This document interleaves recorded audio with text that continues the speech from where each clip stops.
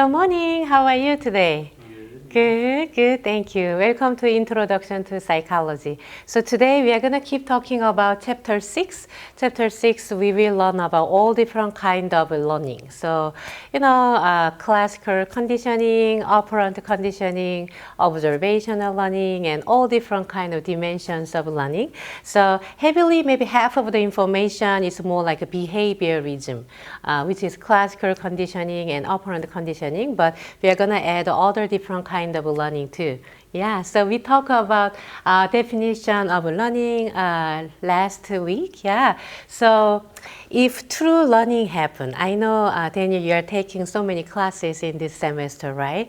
If maybe true learning happen, probably you will remember at least like a little bit of information of each subject. If maybe learning was really happening to you, so maybe in 30 years, maybe somebody asks you, what's the definition of psychology? And then you will answer. The scientific study of behavior and mind.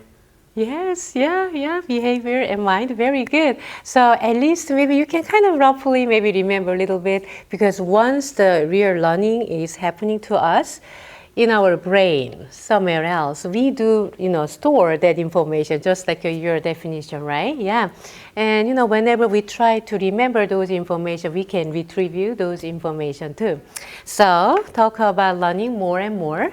So here, we will start with a classical conditioning. So, conditioning means if you kind of put learning instead of conditioning, it can be more understanding in this part. So this is really well-known experiment, Pavlov dog. So we are going to watch a short video clip and talk about those classical conditioning, which is classical learning.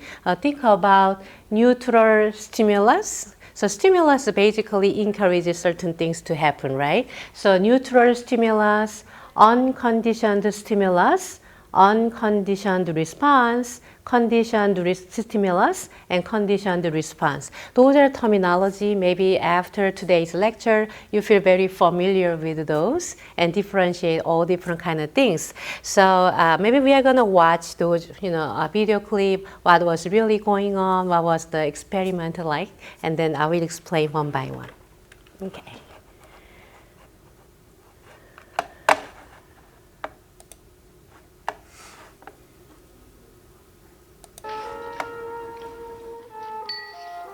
Pavlov's aim was to discover what caused saliva to flow. He rerouted the salivary ducts to the outside of his dog's cheek so that he could collect and measure the spittle.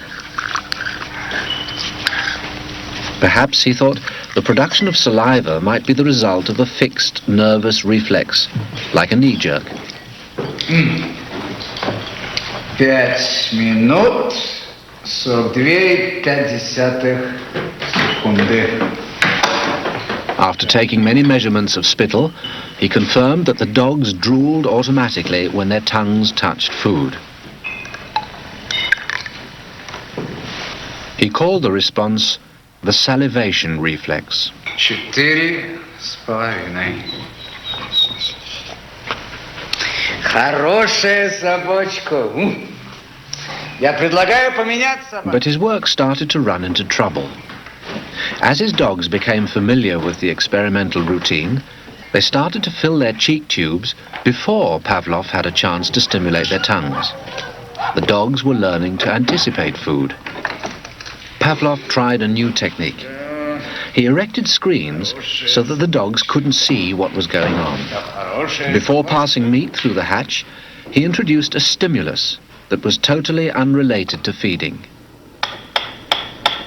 A ticking metronome.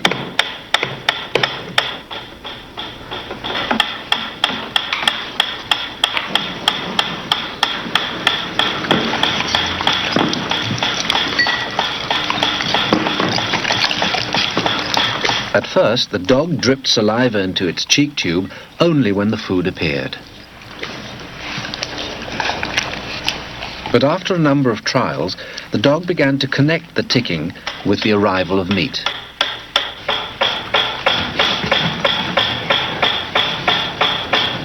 Soon, the sound alone made the dog drool. Eventually, the dog salivated as much to the ticking itself as it did originally to the presentation of food. Полная! Идите сюда. Что я говорил? He called this new response the conditioned reflex. Собака.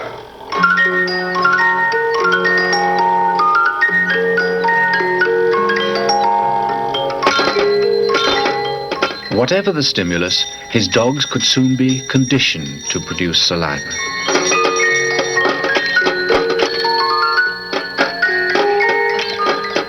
Pavlov believed that he had discovered how animals learned, even in the wild.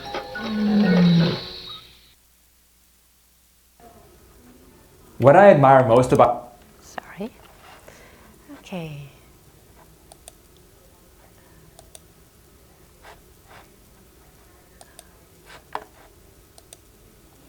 Okay, so there was the situation. Pavlov was a Russian physiologist and tried to learn about saliva, amount of saliva and food, and is there any association, and what kind of food give more saliva, and when and where. So try to understand those salivation and food correlation. And after like doing several experiments, he found out some interesting fact. So usually this is my dog. Hello, good morning. So this is my dog, and in the dog perspective, if there is a food like a meat in front of the dog begin to have some salivate because it's really delicious and he knows the food is really good, right? So the food, maybe I need, sorry, maybe this one. So food give the dog some salivation, and realize even before provide food, if you associate with another stimulus, such as bell sound, so bell sound before you give food, delicious food, and salivation will happen. Through association, which means again and again and again, try to correlate each other, so bell sound and provide food and salivation. And it's depending on the dog, how smart your dog is. I know your dog's name is Maple, right? Do you feel like she is smart or maybe not that smart? It depends. It depends, okay. Yeah, so your dog is smart. Probably only couple of association, dog will catch it. But sometimes you need to do more than 10 times. So bell sound and food and salivation. One more time, bell sound and food and salivation.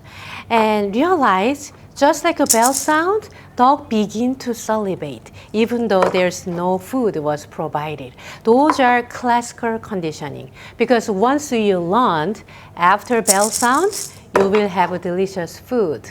You associate those bell sound with your food, right? And salivation will happen. It's more like a reflex. Because whenever you hear, bell sound, as a dog, like you kind of salivate, begin to salivate, even though there is no food was provided yet. So those are classical conditioning, more like associative learning. So let's do here classical conditioning. From now on, conditioning means learning. So classical conditioning, neutral stimulus. Neutral stimulus was bell sound. Because if I kind of shake this bell sound, is anybody maybe put like a salivate begin to? No one, because that sound doesn't relating with our salivation and dog salivation at the beginning stages. So bell sound was neutral stimulus, right? Yeah. And unconditioned stimulus, conditioned means learning, right? So unlearned stimulus. Delicious food, delicious meat. I know your delicious food is goulash. So in front of a goulash, probably you begin to have a salivation because I know it's good food and I have a good memory and all things, right? So dog, doesn't need to learn. Unconditioned stimulus, in this case, food. Yeah, delicious food in front of this dog. And unconditioned response, salivation. You don't need to learn because your favorite food in front of you, just like a reflex, salivation will happen. And conditioned stimulus. depending on your dog, maybe intelligence and smartness, maybe a couple of times associate bell sound and unconditioned stimulus, which is food, right? And bell sound and provide the food. So those bell sound originally neutral stimulus. Nobody had salivation after hearing the bell sound, but through association, now bell sound become conditioned stimulus. Conditioned means learned. You learned. You associate and learn the stimulus is bell sound. Is it good? Yes, yes. So maybe I will maybe ask you. So if we remember those video clips, those are like a tick-tock, tick-tock, that sound. Those are metronome. Do you know what is metronome? Yes, yes, yeah. So I think that's really old one because current one is more like a digital and those metronome.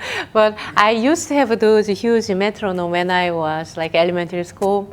I played the piano, so my music teacher said, Sarah, you need to listen to the metronome sound and go steadily. You need to play the piano. So that's like a tick-tock sound. So metronome sound was originally neutral stimulus. It does not relate at all with the salivation. Those tick-tock, that sound, right?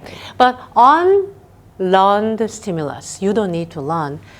Provide good food, delicious food, yeah? Fried chicken, yeah, good food. You begin to have salivation, yeah? Dog sound, maybe meat, and maybe dog having some salivation, which is unlearned stimulus. Unlearned response will be salivation. You don't need to learn, right?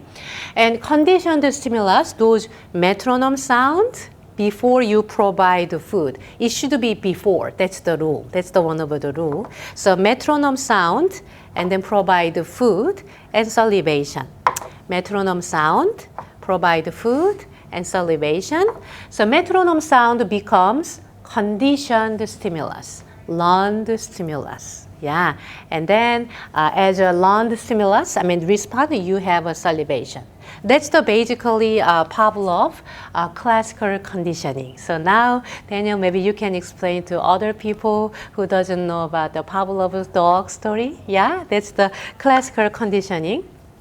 So I will give you more one more time. So here the dog sound, US. What does the US stand for? Can you tell me? US. I'm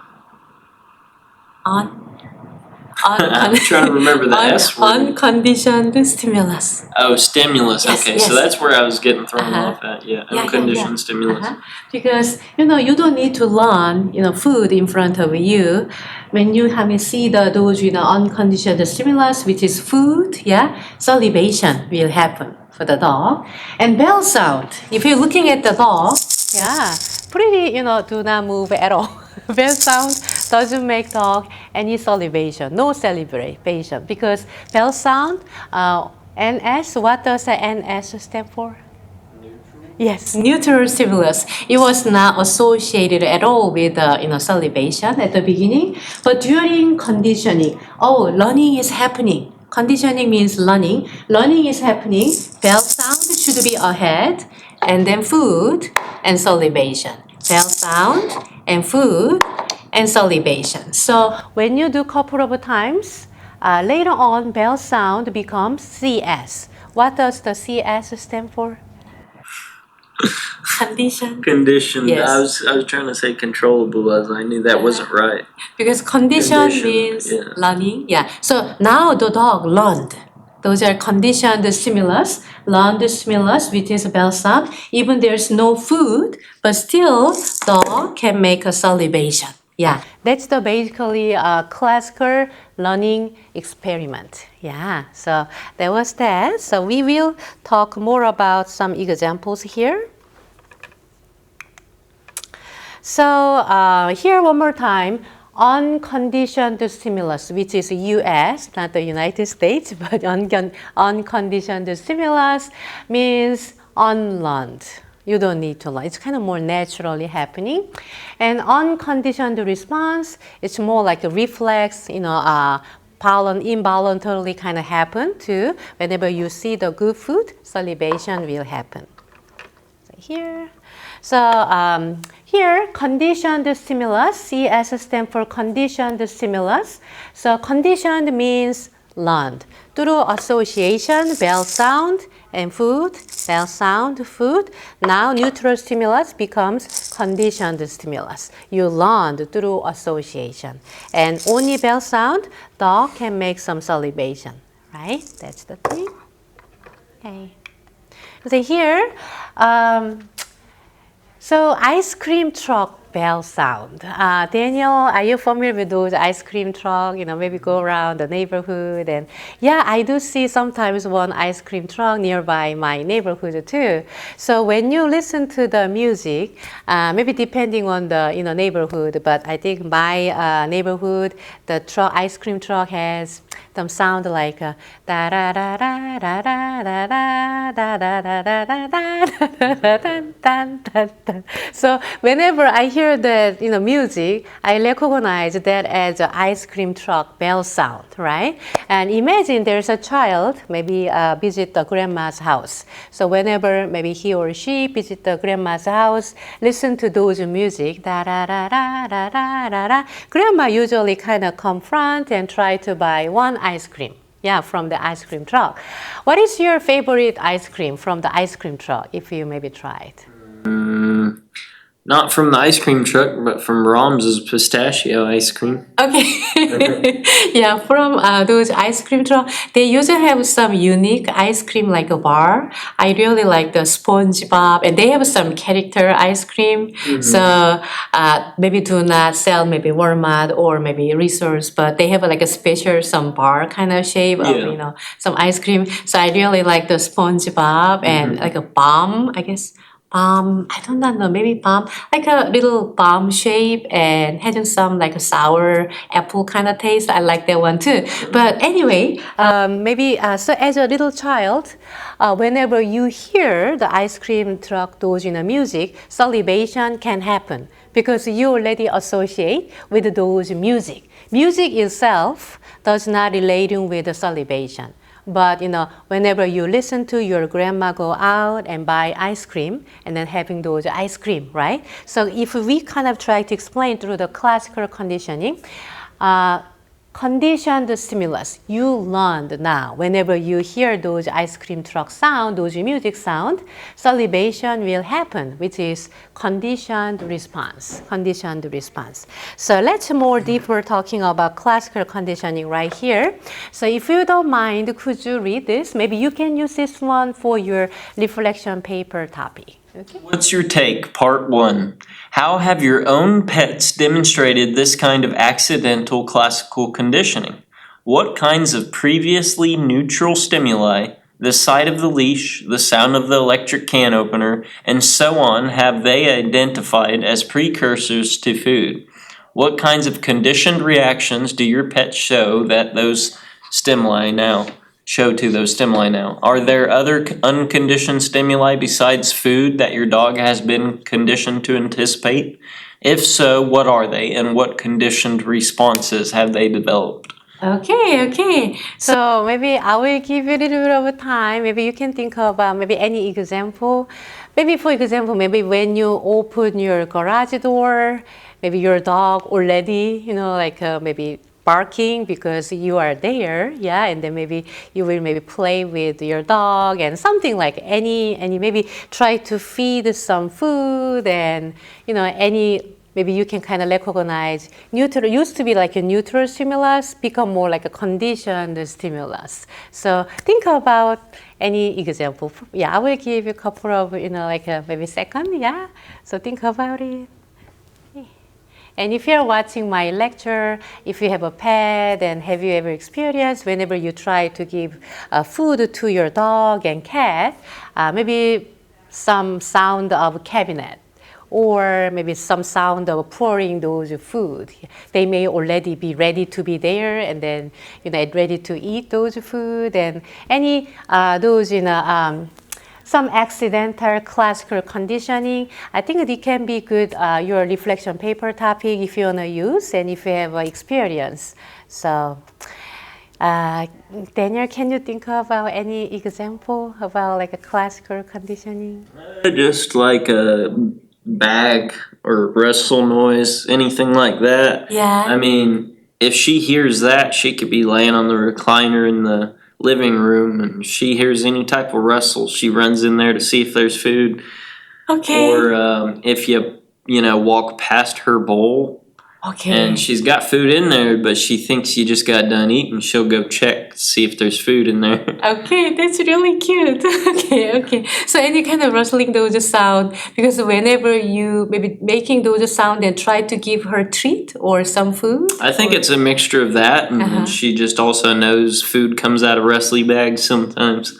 Okay. Those association with the sound of those, rustling, those sound, and then usually maybe food is from the bag. Maybe dog food can Her be dog from food the, always comes in from a the bag. bag too. I have it in this bucket, and then the bag's in there. So if she hears that rustling, she runs to. Yeah. So Daniel, you feel like this is a good example for you? Like, there are so many examples, so you don't need to choose this one. But if you like to choose this one, anybody, it can be good reflection paper topic. Maybe this is time you can probably introduce your pet. It can be dog and cat and even like a cow. Yeah. So any like your pet you can introduce and think about any classical conditioning. Those rustling sound or maybe cabinet sound, maybe water dropping sound, and maybe those garage opening sound. Yeah, they kind of run into you and kind of be ready in front of the door. Yeah, so I think that's really good. I mean, honestly, I do not have a dog.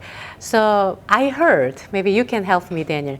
I heard if owner of the dog leave home, dog is waiting in front of the door. Is it true or maybe not true? Is it? My dog, according to my roommate, if I'm not home, my dog doesn't do anything except for wait for me. Like normally she's this hyper, loving dog, but as soon as I'm not gone, like if I'm gone for military stuff, my roommate says she sits on the recliner all day, doesn't eat food, doesn't do anything, just lays there and waits for me. That's true, I guess, right? Yeah. So I feel like that's very faithful and loyal. At the same time, it's really sad for It the is dog. sad because she's got separation anxiety. Whenever you leave, maybe for a long She time. misses me and just gets depressed. Oh, and then I don't want to do anything. Exactly. Low motivation. Okay, good. So I guess this is a good topic if you want to develop for your reflection paper topic. 2 pages long. I know some of you have a hard time to generate 2 pages long. In that case, you can choose one topic and write 1 page, and then choose another topic and write another page. I'm expecting really 2 pages long at least, so it will be good reflection paper topic. Okay, so we are gonna watch one video clip since we are talking about all different kind of classical conditioning.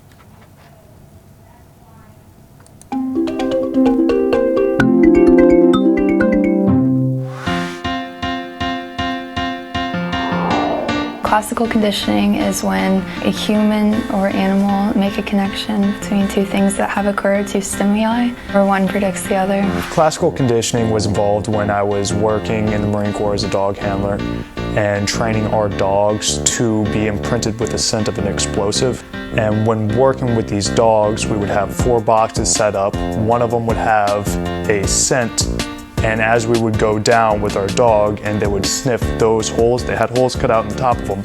When they hit the one that was imprinted with the scent, immediately the other trainer would throw a Kong, a toy for the dog.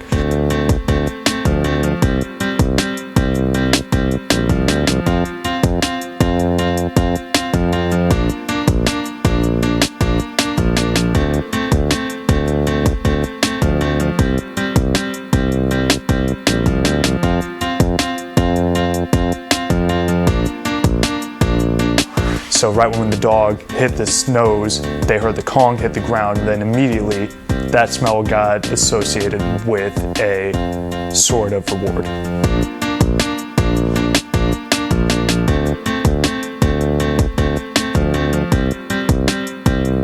I have a food association with Taco Tuesday. There's nothing special about Tuesday, but when it comes around, like I just crave tacos. It's kind of like a thing with Mexican restaurants locally, and it's just something I end up craving, even though it's just a Tuesday. Every Monday, I know when Monday comes around, I know my dad is going to make noodle soup for dinner. So to me, that's a form of classical conditioning.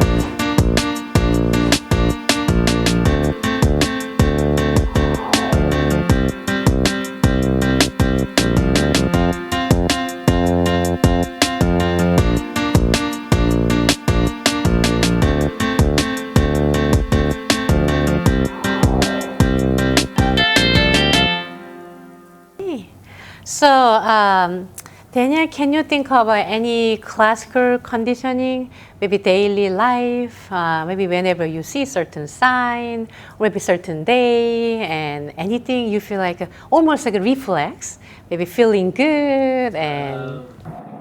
I don't know, like say a sound that I've used to wake me up for an alarm that somebody else uses as a ringtone. For some reason it just triggers me and I'm just like, I don't like, it's like PTSD from an alarm sound. Sure, yeah, I cannot imagine. Yeah, but that kind of person used as a ringtone? Oh, okay, yes. Yeah, thank you. That's a really good example. So let's think more about classical conditioning, some examples here. Advertisement, yeah. If you're looking at this man, who is this man? Do you know this man? Yeah. What does he do? Basketball. Yeah, basketball player. And he's wearing some Nike shirts, Nike, because we can recognize those Nike logo like a swish, those logo.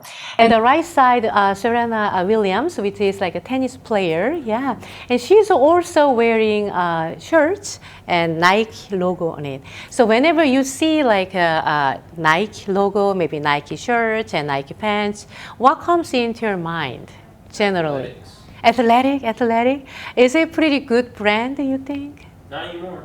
Not anymore. It used to be good, but not anymore. I don't know. This is the quality of everything goes down, but yeah, I mean it's still better than your Walmart clothing. Yes. So what would be your best athletic clothing then? I don't know anymore.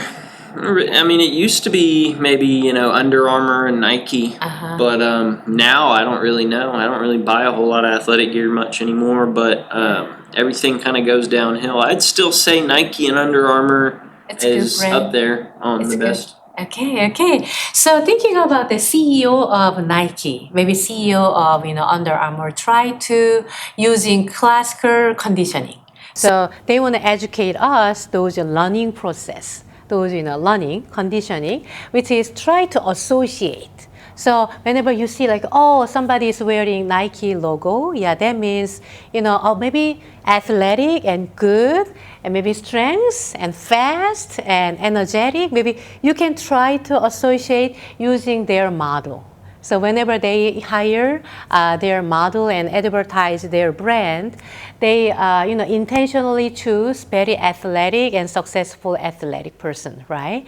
And those are association. So whenever we're thinking about maybe some advertisement of a logo of Nike, Under Armour, almost like associate with, oh, that's a pretty good brand, even like at least better than Walmart brand, and it can be good quality possibly, comparing to other maybe Walmart brand. Maybe it's a little pricey, but still good. And I know good, like an athletic, they are wearing Nike shoes, Nike shirts, and Nike pants. So other things too, maybe when you see like a yellow M sign, which is usually the McDonald's, right? So whenever you see that sign, maybe this is a good place, maybe I can take a break. Maybe using some restroom and some chicken nugget or maybe some coffee. So that's kind of an association. So classical conditioning, it's relating with advertisement and try to educate us and try to using those learning association. So do you still remember Little Albert experiment in chapter one? So we may watch one more time, and this time So this time maybe try to, it will be on your exam, so try to think about neutral stimulus. Neutral stimulus, yeah. So this is a little Albert, 11-month-old baby, yeah. And at the beginning, he was not afraid at all. Those, white animals, white rat, white mask, and, rabbit, and anything like a white. Because very friendly. Try to maybe play a little bit, honestly, right? And then unconditioned stimulus, behind those scenes, there's a very loud and big noise. So whenever provide and introduce those red and maybe white hairy like a rabbit and mask, there's a really loud, scary noise. Yeah. So it was associated with those white furry animal and very loud and scary noise. Couple of times. And eventually, baby, little Albert, is really afraid whenever see those like a white animal. Yeah, that was like a story, but let's watch, and I'm gonna ask you about neutral stimulus, unconditioned stimulus, unconditioned response, conditioned stimulus, and conditioned response. Okay, so we are gonna watch a video clip, and let's think about those little Albert study.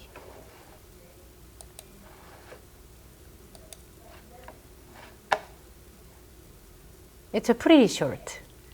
Okay.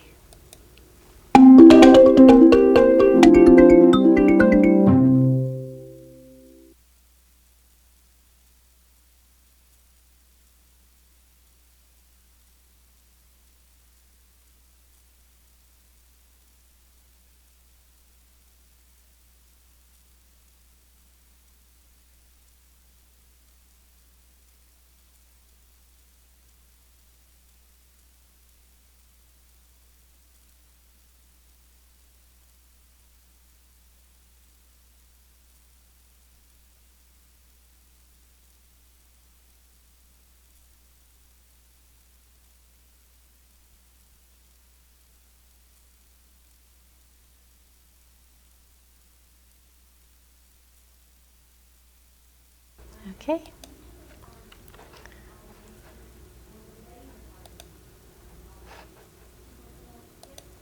So we talk about this behavioristic perspective in chapter 1, and now really focusing on chapter 6 and all different kind of behaviorism, which is like a classical conditioning and operant conditioning. So now it's more clear, what was really happening and through association a little bit. So Daniel, I will help you. So what would be like a neutral stimulus?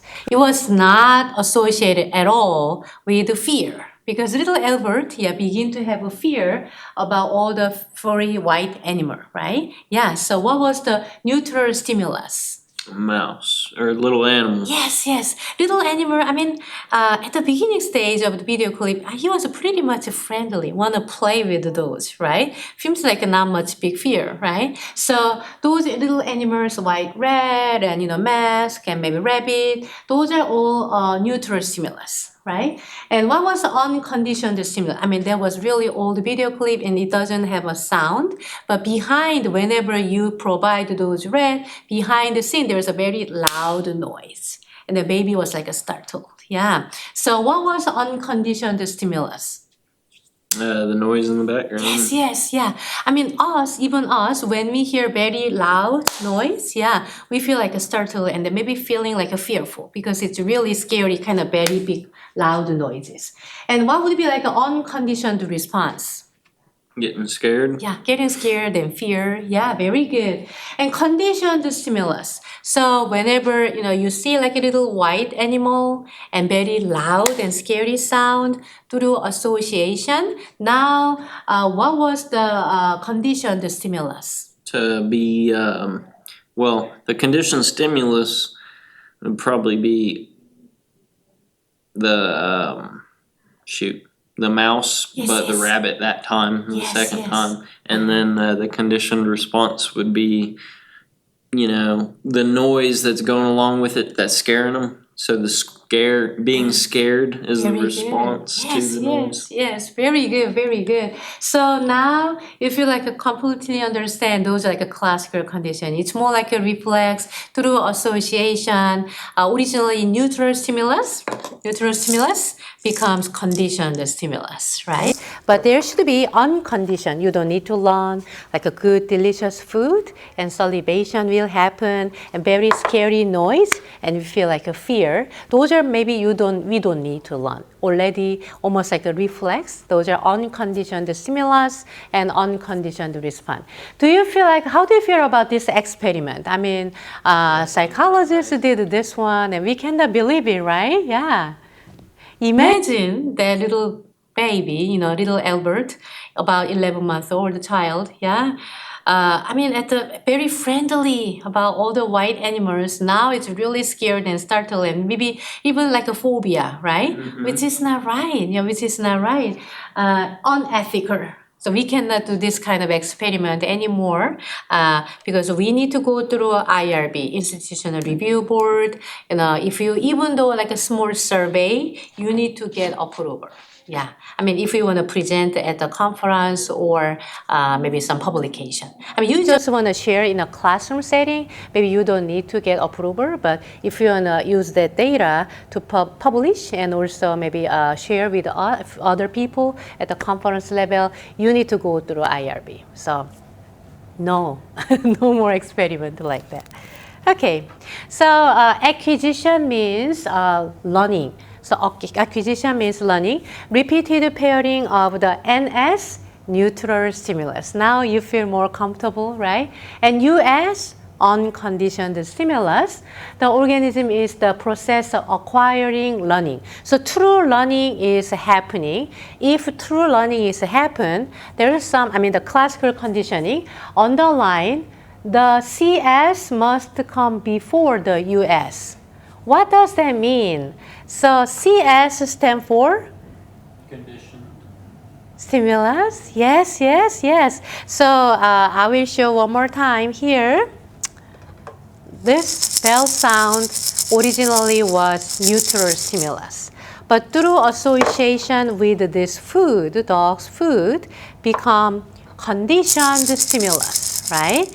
And dog will make salivation. Yeah, so conditioned stimulus, which is bell sound, must come before unconditioned stimulus, which is like a food. If learning should happen, everything should be ahead. Those before unconditioned stimulus. So those little Albert 32, unconditioned stimulus, which is like a scary big noise. Before that, you need to provide white animal. Before. It should be before you can provide and associate together. And conditioned stimulus and unconditioned stimulus must come very close together in time. What does that mean is it really depending on your dog, maybe how smart your dog is. And also, even though your dog is really smart, bell sound, you should provide food right away, maybe within a couple of seconds. If you give them bell sound and do not give food for 5 minutes, they do not learn well. Yeah, so bell sound and right away provide food. And bell sound in a couple of minutes, provide food. And through those association, dog will learn and salivation will happen more naturally. After bell sound, no food for 1 hour, dog will not associate. It's still going to be neutral stimulus, right? Yeah, that's the second rule. And neutral stimulus, which is bell sound, must be paired with unconditioned stimulus, which is food, several times. Several times depending on. Maybe only one time, maybe you will learn sometimes, but sometimes 10 times, sometimes 100 times. Depending on your dog and depending on your task too, right? Yeah, so that's the key point. Okay, let's more talk about, maybe more example. Think about any example. Maybe it can happen during our daily life. One thing is, the psoriasis, which is like some skin irritation, yeah, and some like a red, like irritation. It can be a little itchy and painful too. So whenever you have those skin irritation, psoriasis, you will apply some ointment. That ointment is usually white and has some distinctive some smell. So, as a human being, when you suffer those skin irritation, you try to apply those, some special, smell and ointment on the spot. Yeah, and realize even though that ointment does not have any active ingredient, same color and same smell, and try to apply on your those skin irritation, it works. Because we learned in that way, because you used to use active ingredient of those ointment can cure your skin irritation, and medicine work in that time, in the sense. So you're using same color, white, yeah, and same smell, even though it doesn't have any active ingredient of curing those psoriasis, it works somehow. Yeah, and thinking about that, just like a placebo effect, yeah. You are taking a white pill, and whenever you have a headache, what do you take usually when you have a headache? Advil liquid gels. Okay, I know the like a little green, yeah, yeah. So I take the Tylenol extra strength. So Tylenol is a white pill. Yeah, it does like a Tylenol on top of those pill. So let's imagine I have a headache. I take 2 of those Tylenol pill, and maybe usually my headache is kind of relieved. Not completely, but pretty much relieved. So in that sense, I kind of associate. I learned in that way, and somebody gave me, oh, this is Tylenol. Maybe Sarah, you can take it. It's exactly same color, white pill and Tylenol on it, but it does not have an active ingredient. But somehow, through maybe placebo effect, I feel much better after taking those pills. So it can be relating with classical conditioning in real life. Yeah, anything, think about it, your own example. But let's go, maybe we can do together with this. So this is like a situation, maybe real situation. So Daniel, if you don't mind, could you read for us? Pam had an automobile accident at the corner of 32nd Street and Cherry Avenue. Whenever she approaches the intersection now, she begins to feel uncomfortable. Her heart begins to beat faster, she gets butterflies in her stomach, and her palms become sweaty. Okay, so since we all learn about, today's lecture was, what does the US stand for? And, UR, CS, CR. So in this story, what is US? What does the US stand for?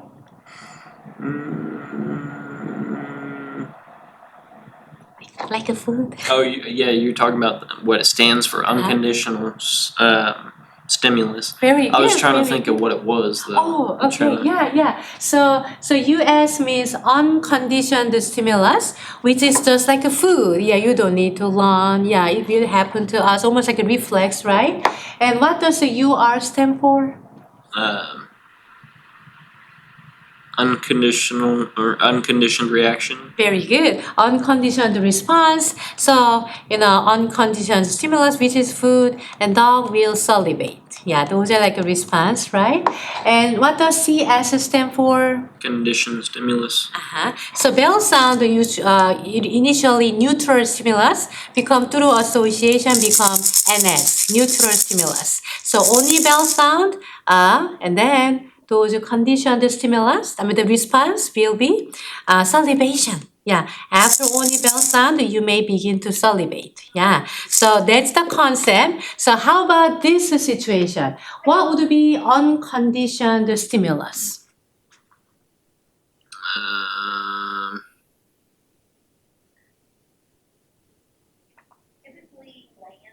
I don't know.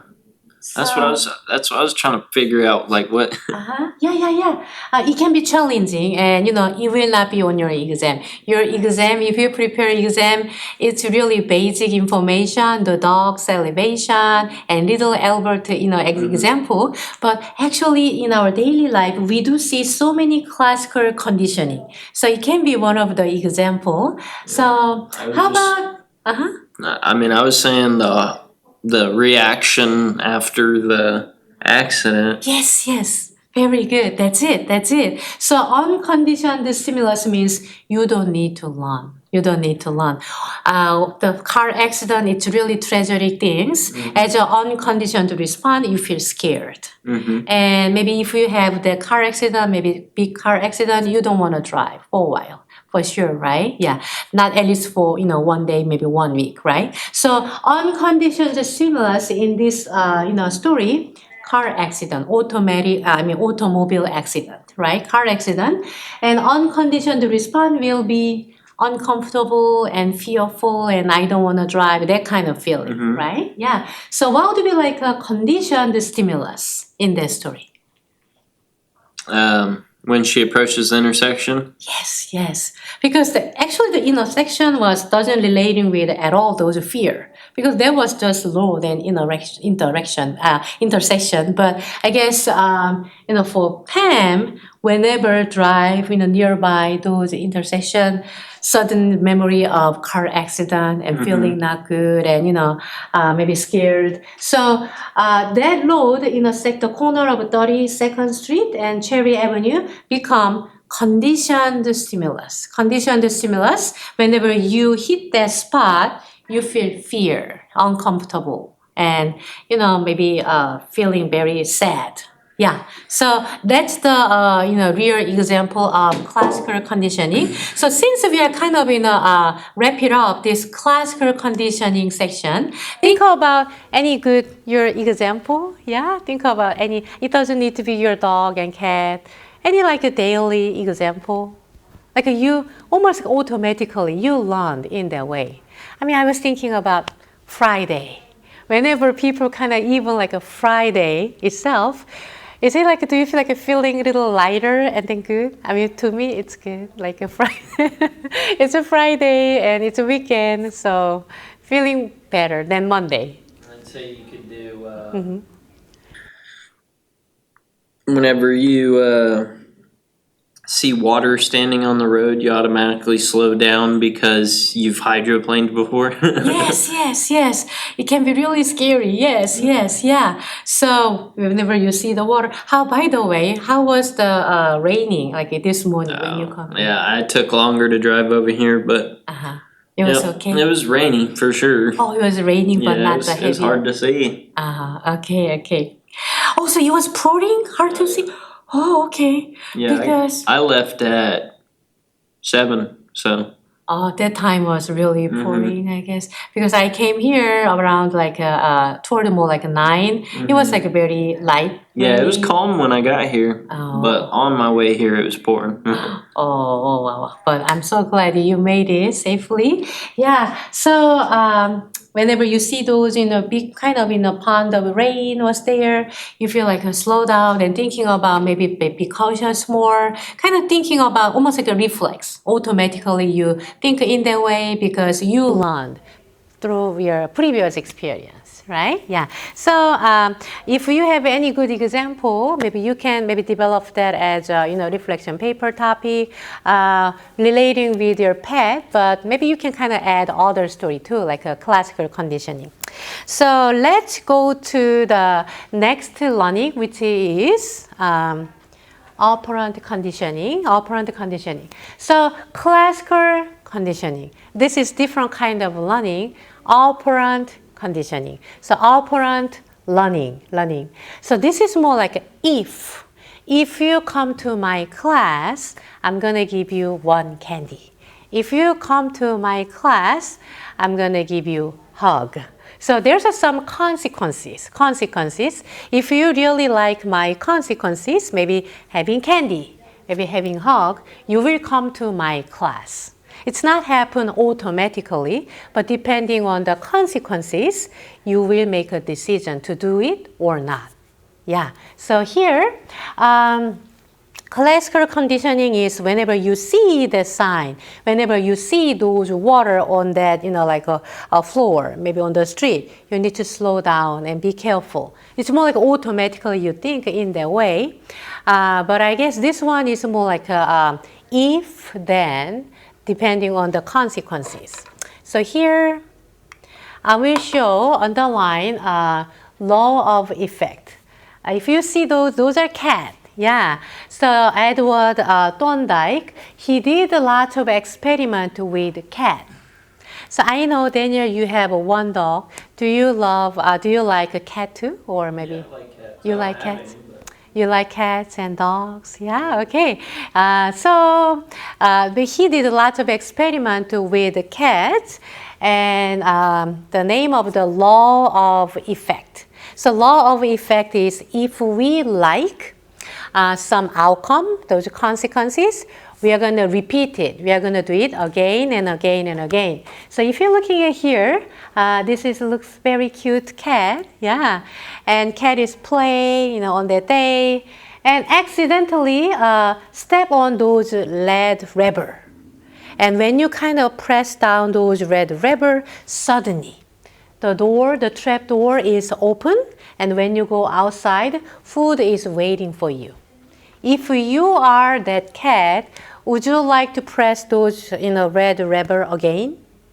Yeah, because the consequences, outcome is really good, right? Yeah. So whenever you kind of pressing down those red button, trap door is open and food is outside and waiting for you. So if I'm the cat, maybe I'm going to press again and again and again because I like the consequences. I like the result. But imagine if you play around and accidentally step down on the red button, suddenly electric shock is generating in that box. Would you like to press again? No, I'm not going to do that, right? Because I know the pain. The consequences is not good, right? So Edward Thorndike, he was the one putting the law of effect. I guess that's the good law. If you came up with that. yeah, so law of effect. If the consequence is good, you're going to do it again. Maybe it happen again. If maybe not, you are not going to do it. Those are more like a law of effect. And based on those like a more previous like a scholar, later behaviorist, B.F. Skinner, he is really well-known behavioralistic perspective scholar. He did like a similar thing. If you're looking at here, now it's a little red, right? But he did like putting the pigeon. Any like a small, possibly like animal, put it into his Skinner box. Yeah, putting his name like a Skinner box and operant chamber, putting all different kind of animals and do experiment. Because behaviorism really focusing on something observable. They do not interesting about your inside of your cognition or brain. They really focusing on your behavior. How can we change your behavior? Yeah, so looking at that animal, it's the same, yeah. So there's like a little lever, yeah. So maybe the rat is playing around and maybe putting like a pressing those lever. Suddenly through those food dispenser, those one pellet kind of in the food kind of coming down, and it's really good. Yeah, it's very delicious and good for the rat. If you are the rat, would you like to press those lever again and again and again? Yeah. So it's good result. The outcome is good, so you are gonna do it. So all behavior is determined by its consequences. So those are more like a behaviorism, like a radical kind of in the definition of a behaviorism. All behavior is determined by its consequences, so we have no free will to act we want. So basically, based on those consequences, it will happen in that way. So they truly believe little Albert, those study too, because at the beginning, little Albert does not have any fear. but through association, yeah, and they can make the little Albert feel fearful whenever see those white animal. So here, depending on the consequences. So if you press down the lever, suddenly the bottom part, electric shock is activating. You may do not want to press one more time and one more time, right? So depending on those consequences, you may change your behavior. So there's a very important concept, which is reinforcement. Underline, reinforcement. So reinforcement means you're going to increase your behavior. So which is good thing. You're going to increase your behavior. There's like an opposite definition is punishment. So we are going to explain about those. So reinforcement serves to increase your behavior. Under those reinforcement, there are two different kinds. Positive reinforcement, negative reinforcement. So positive reinforcement means I'm going to give you good thing. If you come to my class, I'm going to give you +1 point. Would you like to attend my class? Yeah, because I'm going to give you 1 point. And if you come to my class, I'm going to give you 1 candy. Would you like to attend my class? Because it's a pretty good. Candy is sweet. Yeah. So those are like adding something desirable thing. So you are going to increase your behavior. You are going to attend my class more and more and more. Because Dr. Moon give us candy and +1 more point and maybe stickers and maybe hug, right? So I'm gonna come here. Those are positive reinforcement. Increase your behavior.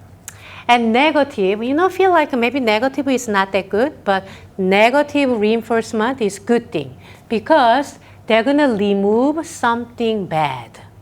So if you suffer some headache, Daniel will take Advil, right? I will take Tylenol. And maybe every 4 hours, 4 to 6 hours, we are going to take again and again. Because it's good. It reduces our headache, reduce our bad thing, remove our bad thing. So I'm going to take it again and again and again. I'm going to take the pill more and more and more, which is those are increase our behavior. Taking pill, those behavior is increased. So underline reinforcement, it doesn't matter positive or negative, which is good thing, So you are going to increase your behavior, So B.F. Skinner was behaviorist and tried to see something observable and tangible and measurable thing and try to see people and animals, consequences like a behavior. Okay, so here one more time explanation-wise, positive reinforcement. Good thing, I'm going to give you good things, so you are going to increase your behavior. Negative reinforcement sounds negative, but it's not negative.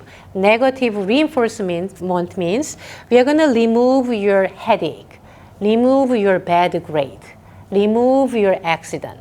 So you need to follow the rule of the traffic light. Yeah. So which is you're going to increase your behavior, even though negative reinforcement. So keep in mind, we can practice more here.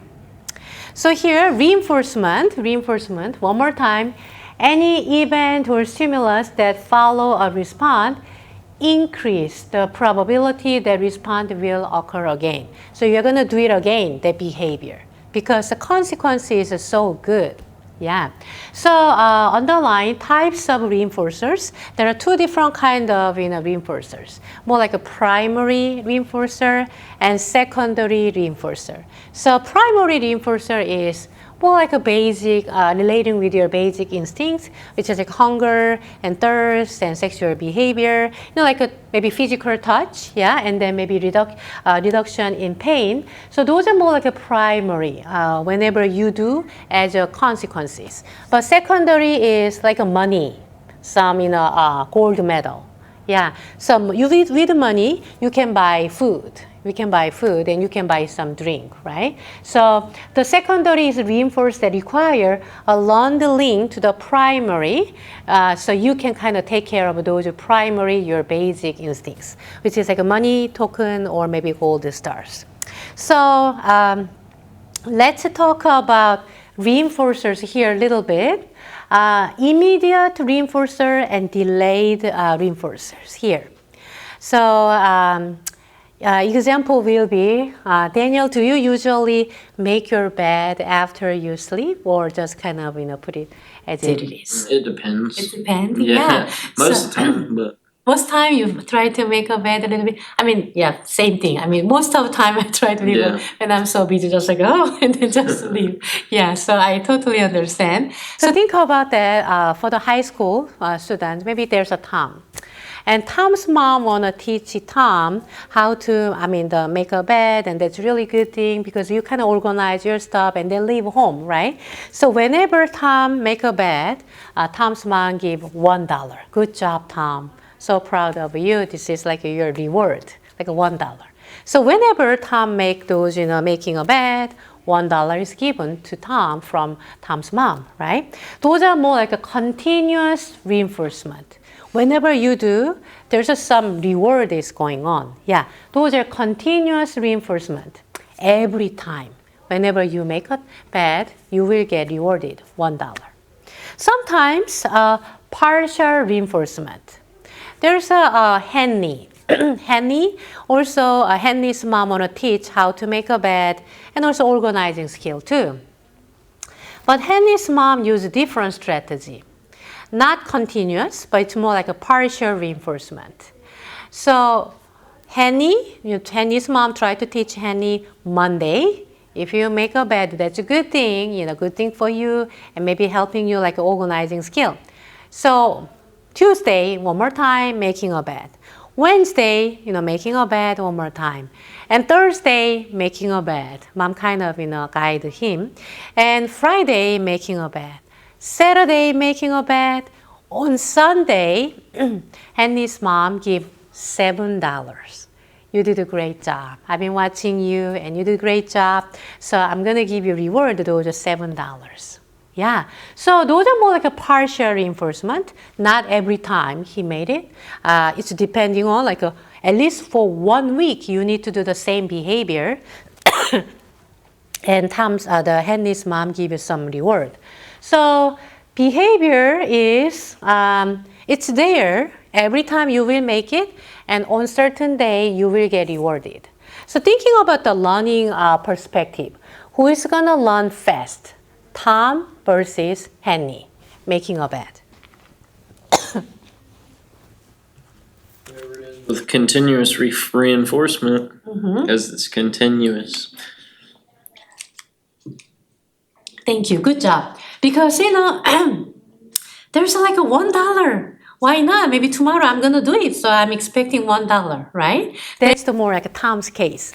But Henny is a little different. Henny, because mom kind of push you to do it on Monday, Tuesday, Wednesday, until Sunday, and Sunday will give you $7, which is like a big money, but it's more like unexpected, yeah, kind of partial reinforcement. So Henry's case, maybe more slower acquisition, slower learning, because maybe he didn't know when the maybe reward will happen. Yeah, but comparing to Tom, here more faster extinction. Faster extinction means not gonna do it, because one time you do it, and Tom's mom does not give you $1. Probably you are not gonna do it, because maybe not, mom decided not to give me $1 anymore, because you learned in that way, instant, like a continuous reinforcement.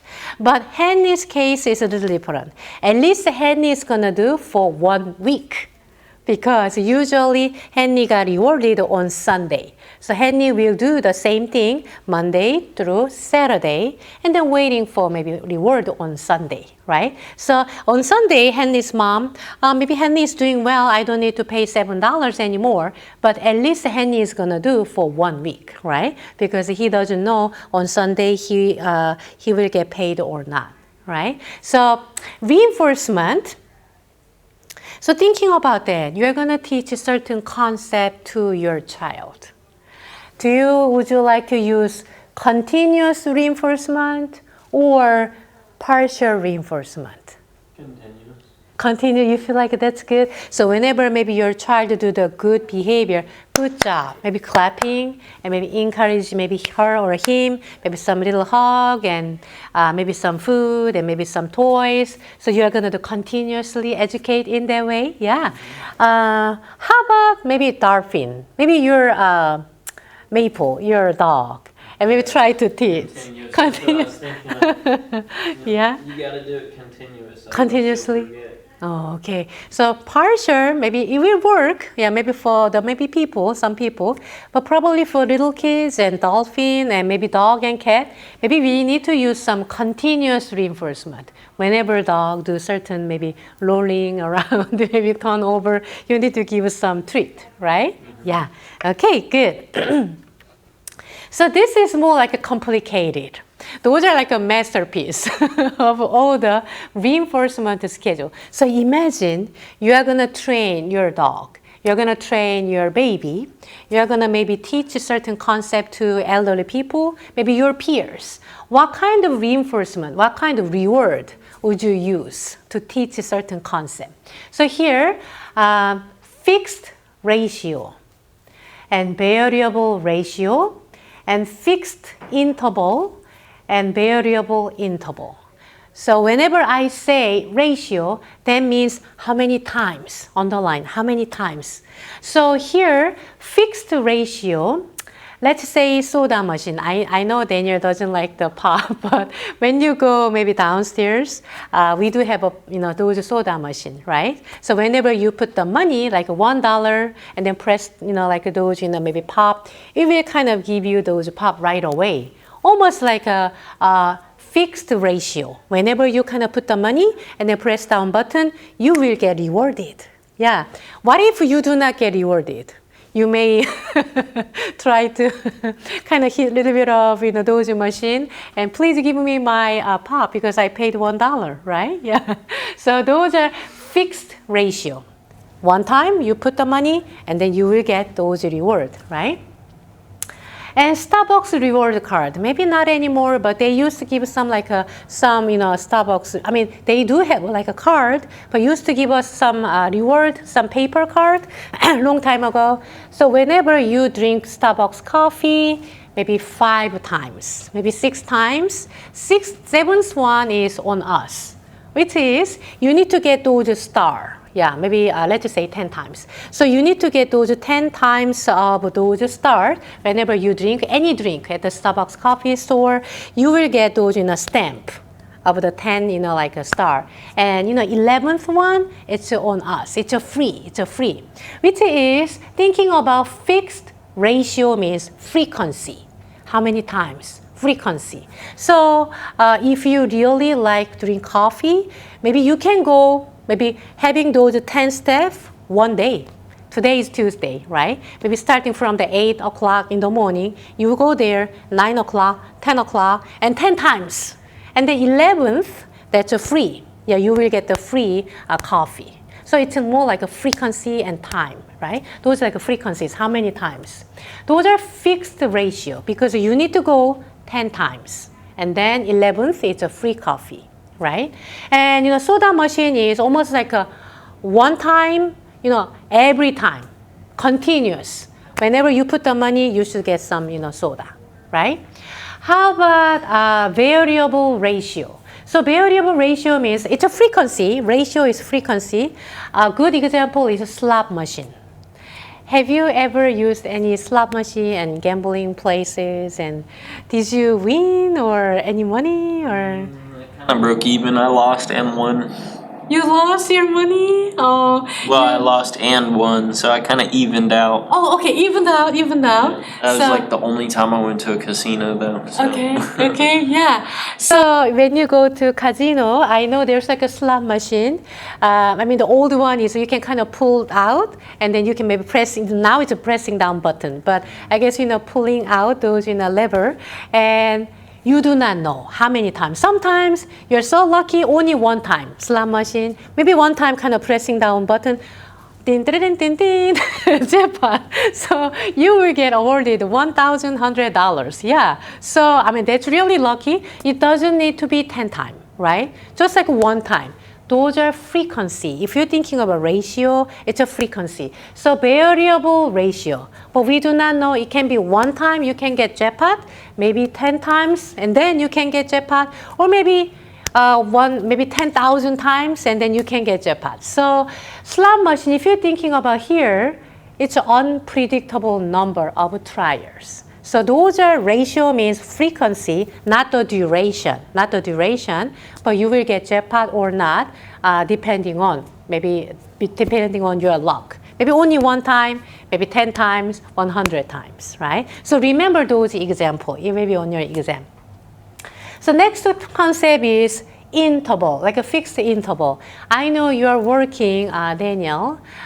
When do you receive your check, your money? Like every week? Every 2 weeks, yeah. Those are fixed because every 2 weeks, no matter what, right? Fixed interval. So interval means duration.